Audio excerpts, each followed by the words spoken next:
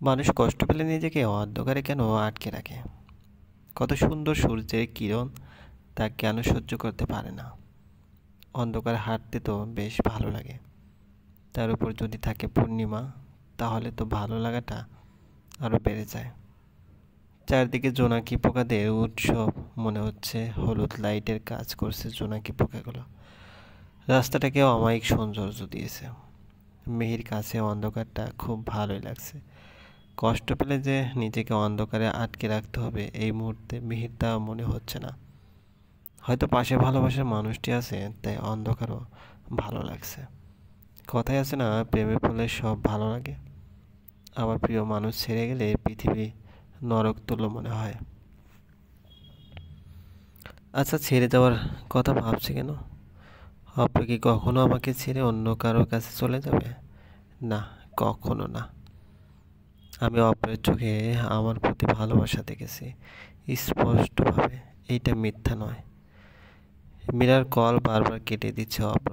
কি মনে করে এতদিনে কল দিয়েছে তাও একবার জানতে চায় না অপ্র। তার হৃদয়ে যে ভালোবাসা আছে তা একান্তই মিহির জন্য। ধকল জল্পনা কল্পনা শেষ করে পিছন থেকে মিহির হাতটা আবার শক্ত করে ধরেছে।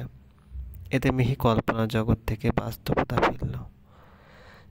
অনি, অপু, মিনতি রাস্তায় বেশ মজার মজার কথা বলে হাঁটতেছে। একটু পর পর অট্ট হাসিতে ফেটে পড়ছে তিনজন। কিন্তু মিহি বা অপরের এতে কোনো ভ্রুক্ষেপ নেই। দুইজনই ব্যস্ত দুজনের ভালোবাসা অনুভূতি উপভোগ নিয়ে। মিহির দিকে তাকিয়ে হাঁটতেছে অপর। মুখে কুলু পেটেছে, দুজনই নীরব। অনি পিছনে ফিরে তা বলল, তোরা দুজন কি লাইলে মজনু হয়ে যাবি নাকি? না, নতুন রেকর্ড করবো তাই তো মনে হচ্ছে। সবাই চায়ের দোকানে সামনে চলে এসেছে 5টা চা অর্ডার করে। চা অর্ডার করে একটা বেঞ্চিতে বসে পড়ে সবাই বসে পড়ে। কিছুক্ষণ পর কথা বলার পর এই চা নিয়ে একটা ছেলে হাজির হলো। সবার হাতে হাতে চা দিয়ে চলে গেল। কিন্তু মিহি গরম কোনো জিনিস খেতে পারে না। চা খেতে গেলেও মিহির অনেক ভয় করে যদি মুখ পড়ে যায়। এই ভয়ে মেয়ে চা খেতে নারাজ। এই কথা সে শোনে, সেই হাসে। মীর এখন মোটেও মনে চাচ্ছে না সবার হাসির পাত্র হতে। অব্র মেহের দিকে তাকাতেই দেখে চা নিয়ে বসে আছে, কিন্তু মুখে তুলছে না। তাই জিজ্ঞেস করলো, কোনো সমস্যা? তুমি খাও না কেন? পাশে থেকে মিনতি ভালো উঠলো, চাকে ঠান্ডা করে শরবত বানিয়ে দিন অব্র ভাইয়া, তখন দেখবেন ঠিকই খাবে। এবার সবাই হাসি শুরু করে দিল। যেটাকে এতক্ষণ মিহি ভয় পাচ্ছিল, মিহির আগে চোখে মিনতির দিকে তাকায়। এটা দেখে অব্র বলল, চাটা গরম তাই কি ভয় পাচ্ছ? মিহি হালকা মাথা নাড়ল। অব্র মেকি হাসলো, নিজের চায়ের কাপটা মিহির দিকে এগিয়ে দিয়ে বলল, আমারটা ঠান্ডা হয়েছে, মনে হয় তুমি খেতে পারবা। মিহি খাবে না বলে উঠে চলে গেল। গরম যে কোনো খাবার খেতে মিহি ভয় পায়। অব্র আর জোর করলো না। সবার চা খাওয়া শেষে বাসায় যাওয়ার জন্য পা বাড়ালো। বাসায় যাওয়ার পর অব্র ফ্রেশ হয়ে নিল, সবার সাথে কথা বলল। বাসায় আসার পর থেকে মিহি আর অব্রের সাথে কথা বলার সুযোগ পায়নি, শুধু মাঝে মাঝে আর চোখে দেখছে। অব্র বেশ কয়েকবার সুযোগ খুঁজছিল কথা বলার জন্য, কিন্তু কোনো সুযোগই পায়নি কথা বলার মতো। অব্রের কাছে বেশ ভালোই লাগছে ব্যাপারটা।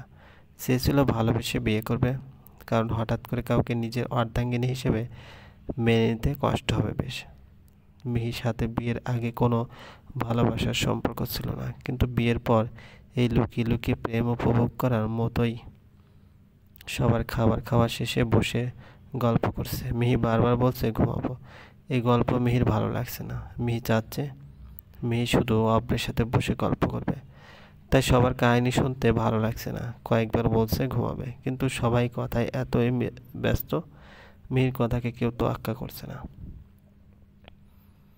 এবার মিহি রেগে বলল, আম্মু আমি ঘুমাবো। মেয়ের এমন আবদার শুনে মিহির মা বস অবাক হলো। কেননা মিহির রুম তো ঠিক করা আছে, তাও বারবার কেন এই কথা বলছে। তাও তিনি বলল, ঘুমাবি ভালো কথা, যা তোর রুমে গিয়ে ঘুমিয়ে পড়। না, মিহি আমার রুমে ঘুমাবে। মিহির মা অবাক হয়ে জিজ্ঞেস করলো, কেন? আপনি একাই ঘুমান, মিহি তো ওর রুমেই ঘুমায় সব সময়।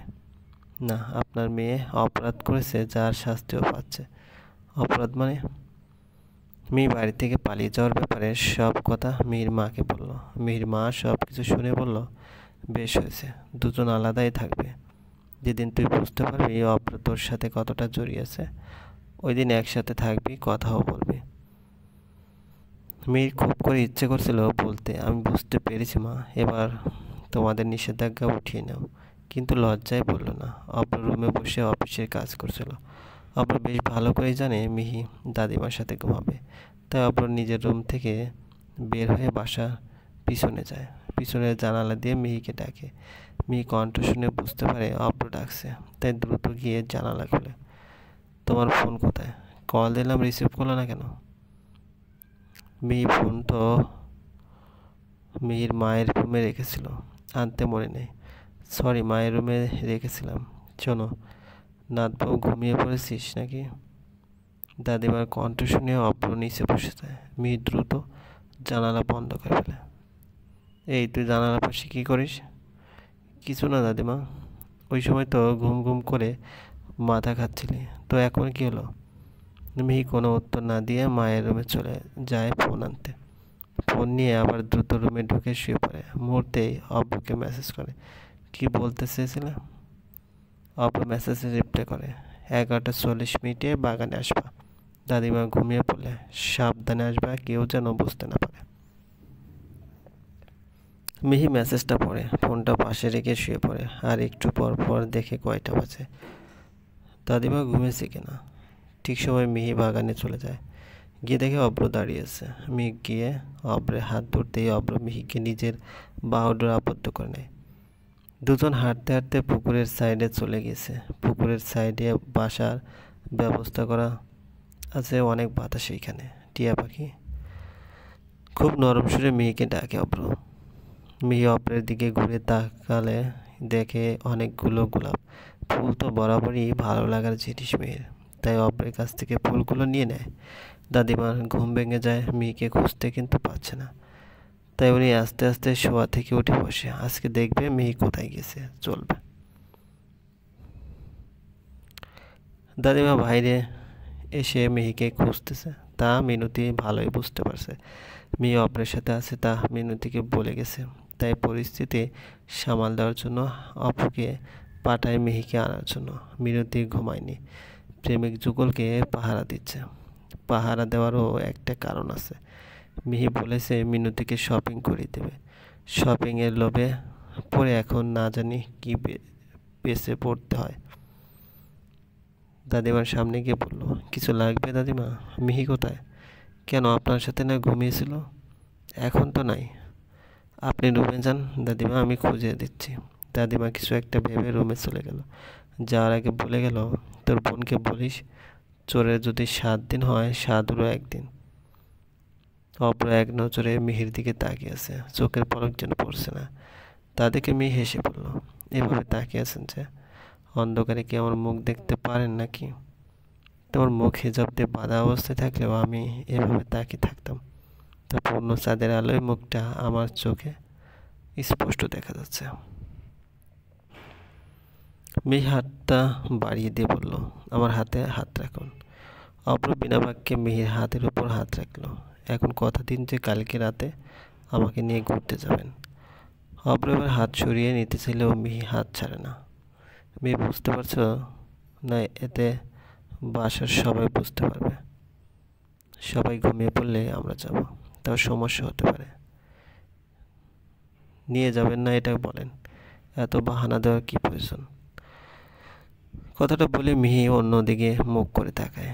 মিহি রাগ করেছে বুঝতে পেরে অব্র আদর মাখা কণ্ঠে বলল, রাগ করো না টিয়া পাখি, নিয়ে যাবো তোমাকে।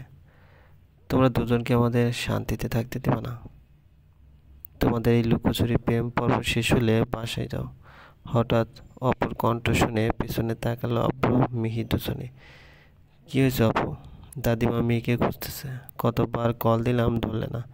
এমন সময় কেউ বিরক্ত করলে কি ভালো লাগে বল, তাই কেটে দিয়েছিলাম। দাদিমা ডেকেছে শুনে মিহি বলল, চলেন দ্রুত বাসায় যাই। বলে মিহি অপুকে নিয়ে বাসায় চলে গেল। অপুকে একা রেখে। বাসার ভিতরে ঢুকে দেখে মিনতি সোফায় বসে আছে। মিহি যেতেই রাগী লোক নিয়ে তাকায়। কোথায় ছিলে এতক্ষণ? শোন, আমি মায়ের রুমে গিয়ে শুয়ে পড়ছি। তুই দাদিমাকে বলে দিস আমি মাকে খুব মিস করছিলাম, তাই মায়ের সাথে ঘুমাতে চলে গেছি। বলেই মিহি মায়ের রুমে চলে গেল। তোমাদের দুই বোনের সাথে আমার আগে দেখা হলে আমি ভালো অভিনেতা হতে পারতাম। মিনতি রাগী লুক দিয়ে তাকাতেই অপু রুমে চলে যায়। মিনতিও দাদিমার রুমে যায় মিহি মায়ের রুমে আছে এটা বলার জন্য। মূলত অপুর কল ইচ্ছে করে কেটে দেয়নি। মীরা বারবার কল দিচ্ছে, যার কারণে মীরা কল বারবার কেটে দিচ্ছে। মাঝখান দিয়ে অপু কল দিচ্ছে, তা খেয়াল না করেই কেটে দেয়। নিজেকে জীবনটা এখন কোনো দিকে মোড় নিচ্ছে তার অপরের বোধগম্য হচ্ছে না। মীরা বেশ কয়েকটা মেসেজ করেছে। অব্র মেসেজগুলো একবার দেখারও প্রয়োজন মনে করে না। যখন মনে থেকে চেয়েছিল মীরাকে নিজের করে পেতে, তখন মীরার দেওয়া প্রত্যেকটা অবহেলা তিলে তিলে মনটাকে ভেঙে টুকরো টুকরো করে দিয়েছে। যখনই আবার নিজের ভাঙা মনের টুকরোগুলো কুড়িয়ে আবার একসাথে যুক্ত করেছে, ঠিক তখনই আবার ভালোবাসার মায়া আবদ্ধ করতে চাইছে মীরা। মীরার ভালো কাজ কিংবা খারাপ কাজের জন্য মীরাকে যেমন পুরোপুরি ভুলে যাওয়া সম্ভব না, ঠিক তেমনি মিহিকে এক মুহূর্তের জন্য দূরে সরানো সম্ভব না। মিহি আমার অস্তিত্বে মিশে গিয়েছে। মিহি আসক্ততা আমার।